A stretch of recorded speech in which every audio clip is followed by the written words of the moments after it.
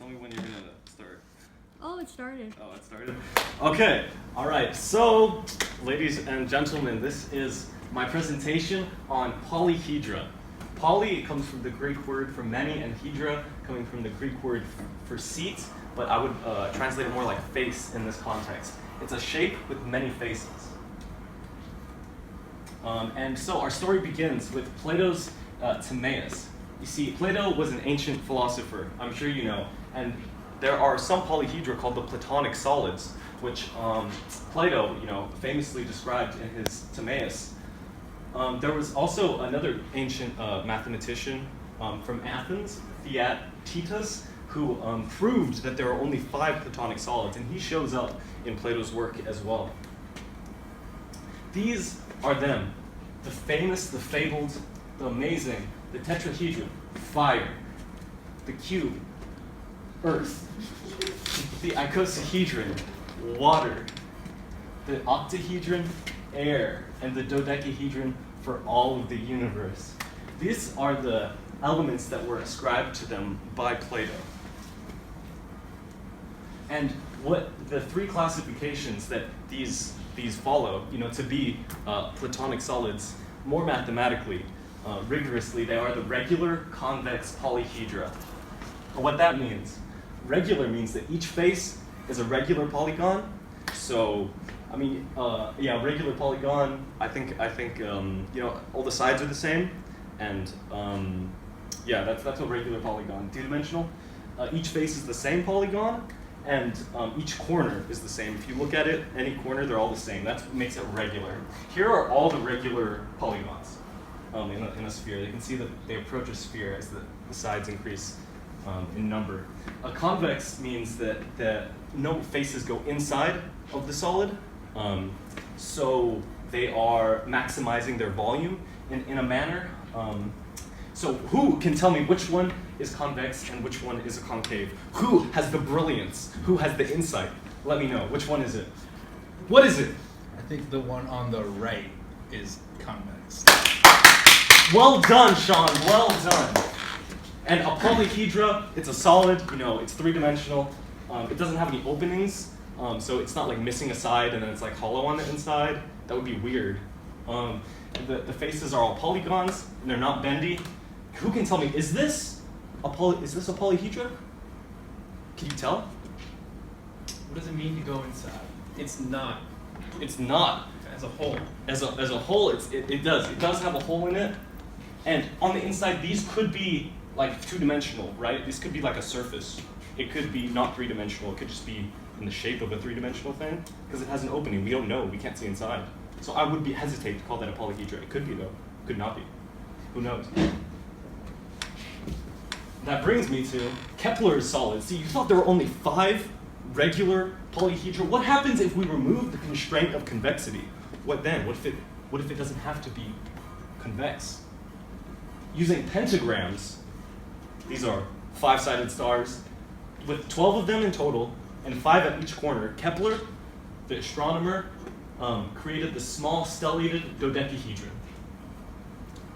The pentagon is interestingly a very religious shape for the Pythagoreans. So you see that all 5 of the Platonic solids are represented in the pentagram. It was their symbol of brotherhood. This is what the small stellated dodecahedron looks like.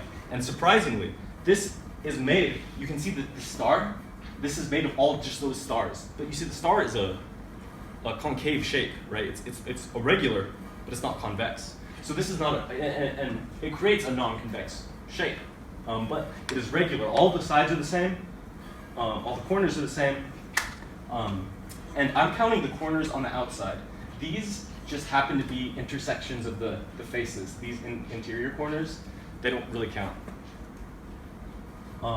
And Kepler had another one with 3 pentagrams at each corner. He created the great stellated dodecahedron.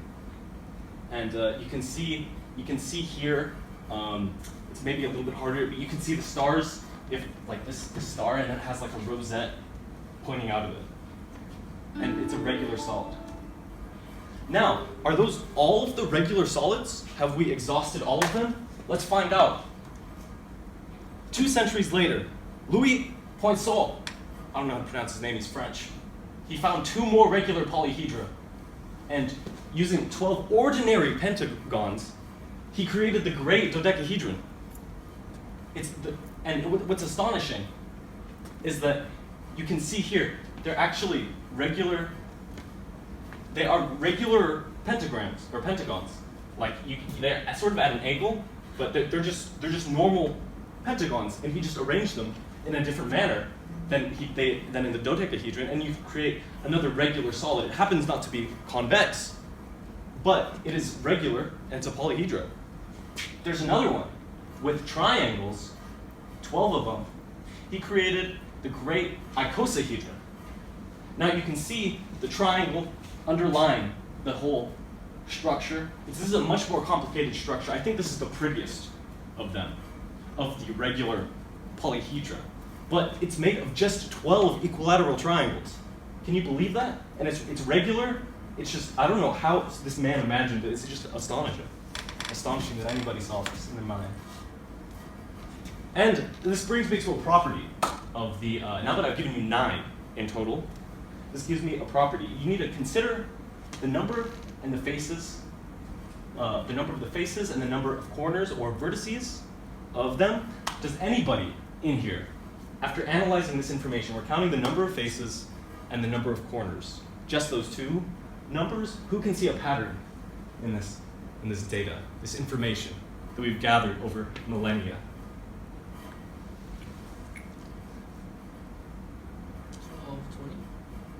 1220? Is there any other pattern you see? All divisible by 2. They are all divisible by 2. Is there any other pattern you see?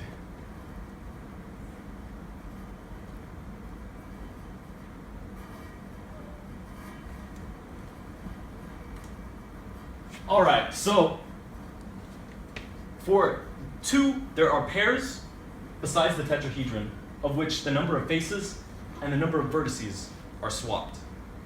The cube has the same number of faces as the octahedron has vertices. The great dodecahedron has the same number of faces as the small stellated dodecahedron's vertices. The great icosahedron, the same, right? And this is called dualization. What this means is, since there's the same number of corners and vertices for these 2 regular solids, we can dualize them. So this is the compound of a tetrahedron with another tetrahedron.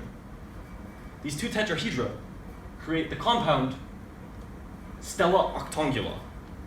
It's beautiful. Look at this thing. It's just immaculate. You can see that it dualizes perfectly. The cube and the octahedron come together to form the compound of the cube and the octahedron.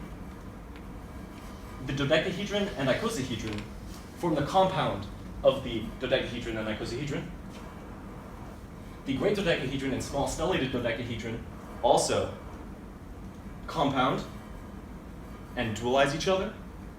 The great icosahedron and the great stellated dodecahedron, they compound each other perfectly. So it might be kind of hard to see with these concave solids how they're dualizing each other, but everything lines up perfectly. Now, this brings me to their symmetries. All right, what's really interesting, related to the fact that they dualize each other, I want to bring your attention to the 2 kind of symmetries that I think are the most pressing and important about these shapes.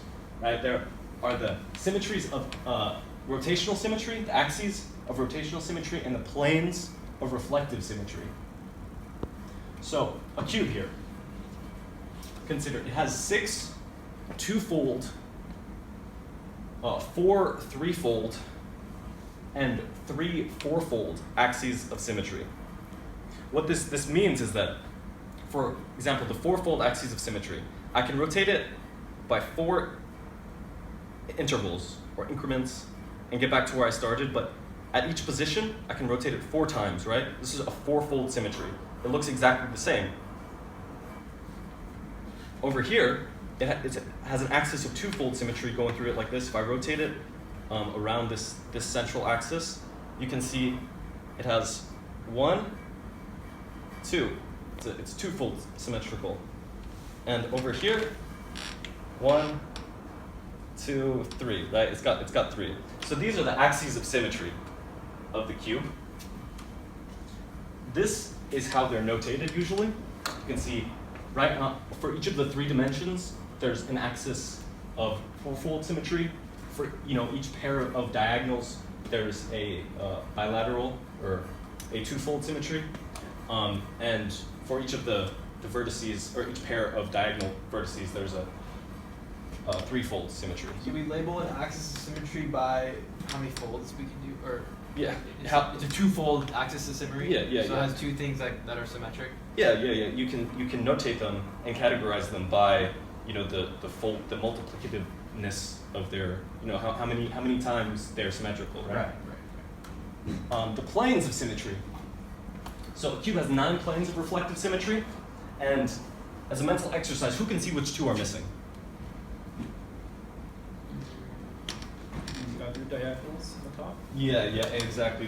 This diagonal right here, and that one right there. Those also are, if you cut it in half and then duplicated it, mirrored it, then it would form the entire image of the cube.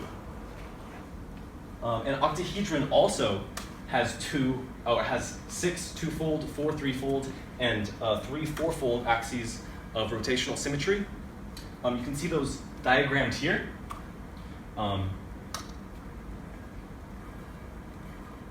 You can see that an octahedron also has 9 planes of reflective symmetry. And this brings me to a very interesting point, that all regular polyhedra have the same symmetries as their dual. The symmetries of the tetrahedron define tetrahedral symmetry. They're put into groups because they define things beyond just the polyhedra. The cube and octahedron have octahedral symmetry. The dodecahedron and icosahedron have dodecahedral symmetry or icosahedral symmetry. And the small stellated dodecahedron and the great dodecahedron have the same symmetries as the Platonic dodecahedron and the other stellated Kepler and point solids as well. They all of these concave regular solids have the same symmetries as the dodecahedron. So there are only 3 total symmetries total symmetry groups for all of the regular polyhedra. I think this is really interesting because 3 is a fantastic number. They're called A4, S4, and H4 respectively is what these symmetry groups are called. I've never taken group theory. I don't know what that means, but I've seen S4 before, and I think this one's pretty important. And now I'm going to talk about the operations on the polyhedra. Operations in general, unary, binary, ternary, if it has 1 input, 2 input, and so on. The operations for polyhedra may be performable or non-performable. This is just, and I'll demonstrate the performability of these using some interesting geometrical interpretations. So, for example, the rotation of the cube about one of its 4-fold rotational axes is a unary operation because the input is the cube, and it's performable because I can grab this cube and I can rotate it. I just performed that. That's what it looks like. All right, so if I'm considering these operations on polyhedra, a reflection of its cube about one of its planes of reflective symmetry is again a unary operation, but it is non-performable because you have to use a mirror to reflect a cube. See, to take this cube, I'd have to cut it in half and then get a mirror somehow and then put it up there. And that is how I would be able to put this, imagine or manifest this reflective symmetry in reality. Compounding 4 tetrahedra is similarly, it's performable. It's a tetranary operation. It's not as interesting as the non-performable operations. I'll get to you, then chirality will explain to you why this mirror operation is non-performable. Chirality, also called parity or handedness, I would like to think of it, is when you have two things that look the same but are mirror images of each other. So for example, try to inscribe a tetrahedron inside of a dodecahedron. If you align 3 of the 4-fold axes of rotational symmetry of the tetrahedron with 4 of the 10-fold axes of rotational symmetry of the tetrahedron, you get 2 choices. You can have them align in this manner or in this manner, and they do not coincide. And so we have a chiral shape.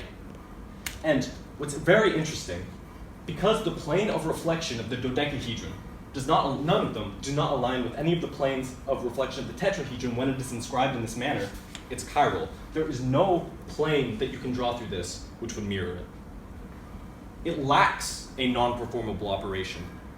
It does not have a non-performable operation of reflection. If we do this 5 times, aligning the 4 corners of the tetrahedron with the 20 corners 5 times with the 20 corners of the dodecahedron, we get these shapes, which are mirror images of each other, and they all lack the non-performable operation of reflective symmetry. Now, so a performability, non-performability in higher dimensions. This brings me to the culmination of this. Performability is related to higher dimensions in that you can actually perform a reflection if you go up 1 dimension. You can perform this reflection. Consider your 2-dimensional friend. All right? You can turn it into its mirror image by rotating it in 3 dimensions. It's a 2-dimensional object, you rotate it in 3-dimensional objects, and the result is a 2-dimensional reflection. So this non-performable operation can actually be performed if you have another dimension. So it's entirely analogous that in 3 dimensions, if we wanted to reflect something in 3 dimensions, say your right hand to your left hand, I can't rotate it and make my left hand, but if I mirrored it, it would be. And I can do that if I go up a dimension and reflect by rotating in a higher dimension, right? So if you recall, Sean, in our geometry class, we proved that you can, in 2 dimensions, you can accomplish any translation with 3 reflections. We saw that any translation in 2 dimensions can be represented by 3 reflections. And then any translation in 3 dimensions can actually be represented by 4 4-dimensional rotations.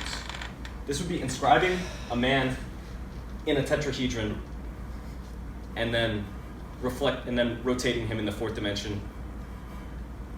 And that would be how you could move. I mean, every time you move, you don't know if you're actually moving or you're rotating in the 4th dimension, I suppose you could say.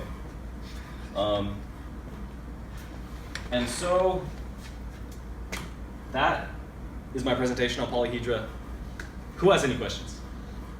So when we were talking about the groups, so the symmetries, the way they were paired up was the octahedron in the square or the cube. Yes. Those were the same ones where they had the matching of vertices And faces. and faces, right? Yes. Very interesting. Yes, Chris. Why is there no dual for the tetrahedron? Do you know? The tetrahedron is self-dual, and that's what's said, that it is a dual with itself. Okay. And I'm not sure why that is. Yeah. I'm not sure why that is. It's the simplest shape of the regular solids. Yeah, I'm not sure exactly why. These are random. On that list, is it the only one that's convex? On which list? The list of all the solids you had. It is actually 5 of them. The 5 platonic solids see, are they're all convex. Okay, it's pretty far back there, but yeah, these ones are all convex. Except or these 5 are all convex. Okay, so the 5 platonic solids dualize with 5 platonic solids, and the 4 dualize with the non-Platonic solids, the Kepler point solids. So, any more questions? I'm kind of mixed up on what makes polyhedron convex. Like when you had that other slide and there was like, it looked like it was like 2 shapes. That was 1 shape, right? Yeah, that is one shape, and this is see, if these faces went outside instead of inside, then it would be convex. But there's concave because I think of it as maximizing the interior volume, which it does not do because these faces could be oriented in a different manner that would maximize the volume. more. Maximizing the volume. That's the way I like to think. I like that. We good? I hope you all enjoyed.